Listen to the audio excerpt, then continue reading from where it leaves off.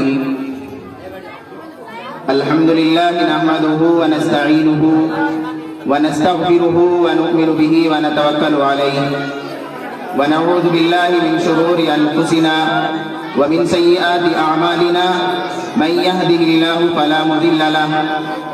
ومن يضلله فلا هادي له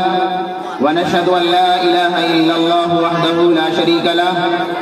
ونشهد أن سيدنا ومولانا محمدا عبده ورسوله صلى الله عليه وعلى آله وبارك وسلم تسليما كثيرا أما بعد أعوذ بالله من الشيطان الرجيم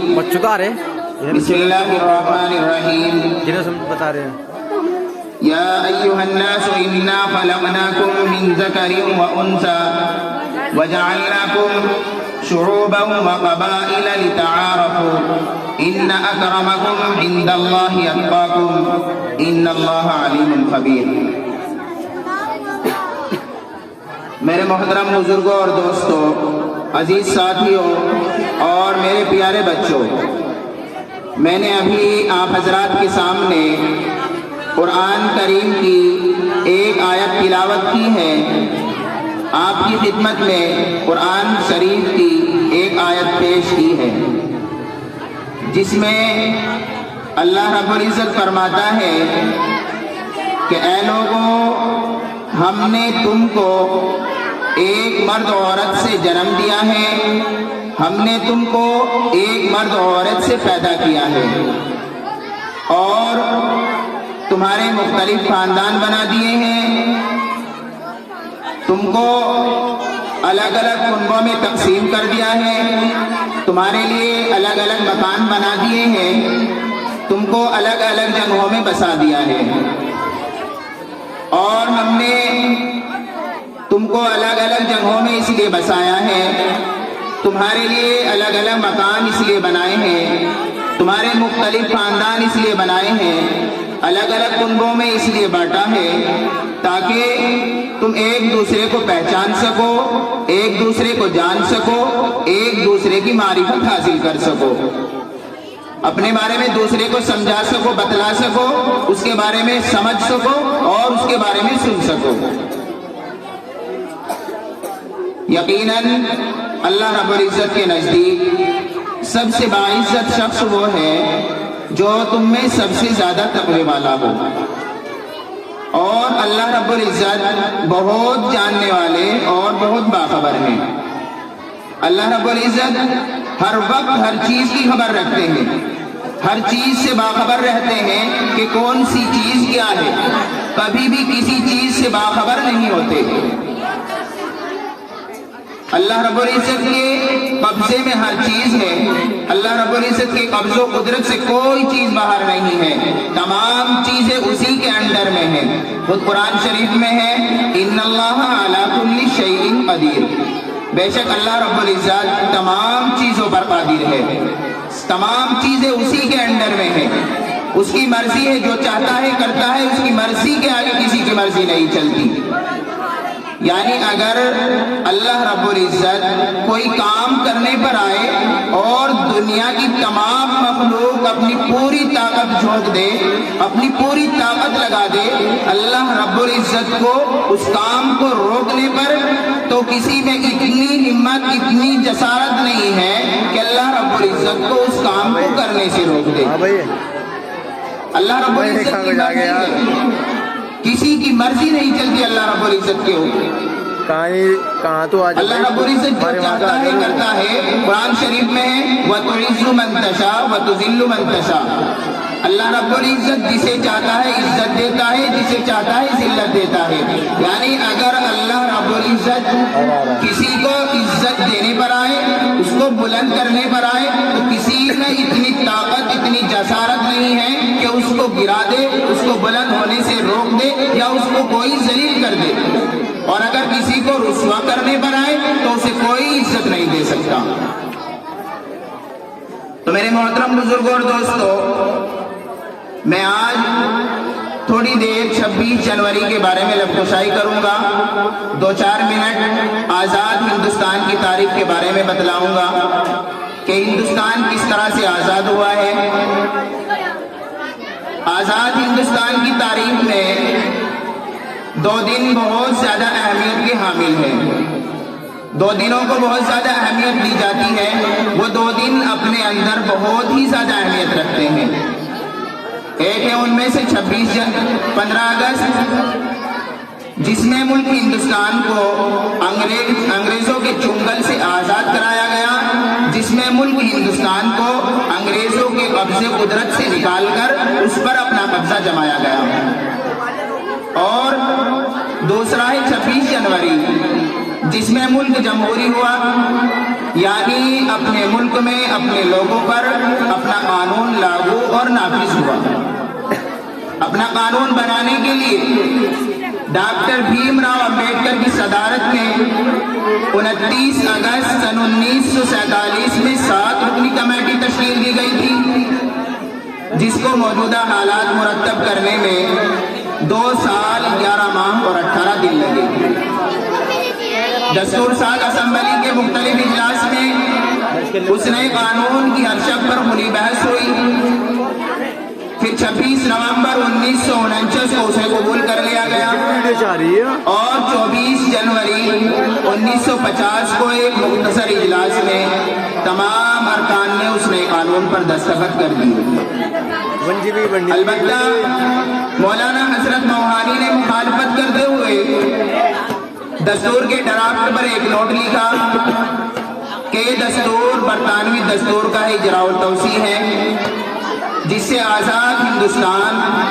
اور آزادی ہند کا مقصد پورا نہیں ہوتا. بہرحال 26 جنوری 1950 کو اس نئے قانون کو لاگو یعنی نافذ کر کے پہلا یوم جمہوریہ منایا گیا، اور اسی طرح ہر سال 26 جنوری کو جشن جمہوریت یوم جمہوریت کے نام سے منایا جانے لگا. 15 اگست 1947 کی طرح یہ تاریخ بھی ملک کا قومی اور یادگاری دن بن گیا. تو میرے دوستو، یہ تو ہوئی 26 جنوری کی بات. اب آئیے یہ سمجھیں کہ لوگ اس روز جمہوریت کے نام سے کیوں جشن مناتے ہیں، جمہوریت کے نام سے کیوں جھوم اٹھتے ہیں، ایک دوسرے سے ہنسی خوشی ملتے ہیں، خوب خوشیاں مناتے ہیں، بچوں کو چاکلیٹ بانٹتے ہیں، مٹھائیاں بانٹتے ہیں، ایک دوسرے سے ہنسی خوشی ملتے ہیں. تو میرے دوستو، جشن اور بہار ایک 2 انگلی کٹا کر نہیں ملی یا 1-2 سال احتجاج کر کے نہیں ملا. اگر آپ 1857 کی بغاوت سے تاریخ کا حساب کریں گے تب بھی 1947 تک 90 سال بنتے ہیں. یہ سچ ہے کہ 18ویں صدی میں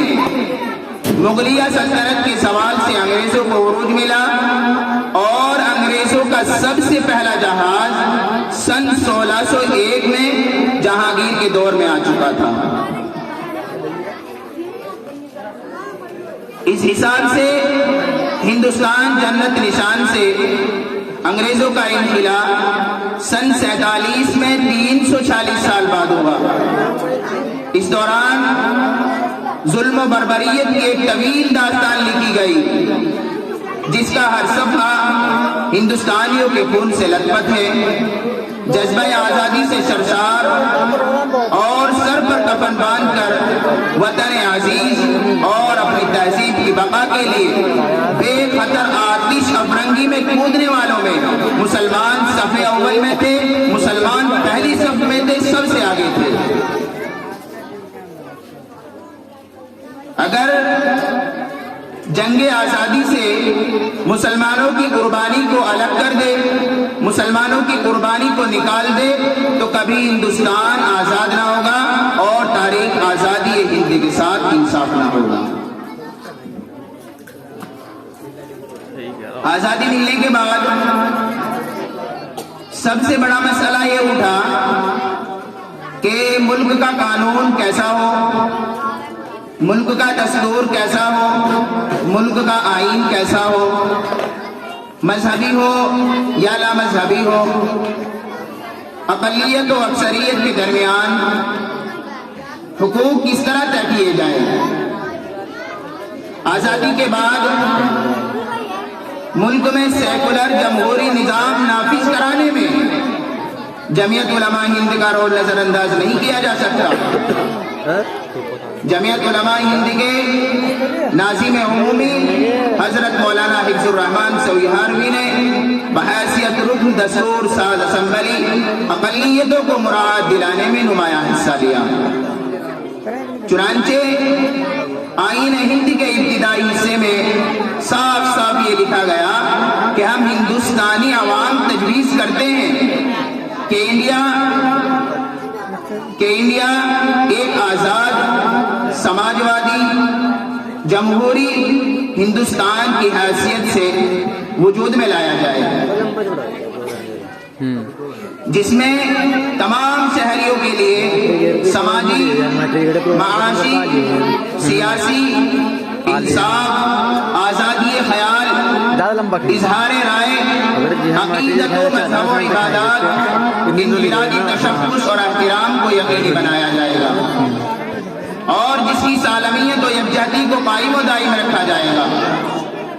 1971 میں اندرا گاندھی نے دستور کے ابتدائیہ میں لفظ سیکولر کا اضافہ کیا۔ تو میرے دوستو، ہندوستانی جمہوری نظام ایک بہترین نظام ہے جس میں مختلف افکار و خیالات اور تہذیب و تمدن کے لوگ بستے ہیں، اور یہی تنوع اور رنگا رنگی یہاں کی پہچان ہے۔ 26 جنوری کو اسی مساوی دستور و آئین کی تائید میں اور کثیر المذاہب کے باوجود باہمی یکجہتی اور میل جول کے اس عظیم ملک ہندوستان کی جمہوریت پر ناز کرنے کے لیے جشن جمہوریت، یوم جمہوریت منا کر شہیدان ملک اور آئین کے بانیین و مرتبین کو بہترین خراج عقیدت پیش کی جاتی ہے۔ لیکن سامعین اکرام، جشن جمہوریت کی یہ بہار یوں ہی نہیں آئی۔ ہندوستان میں جمہوری نظام لانے اور انگریزوں کا تسلط ختم کرنے کی جد و جہد بڑی طویل ہے، اور اے مسلم دشمنوں، اگر تمہاری تمام طاقتیں مل کر مسلمانوں کا کچھ بگاڑنا چاہے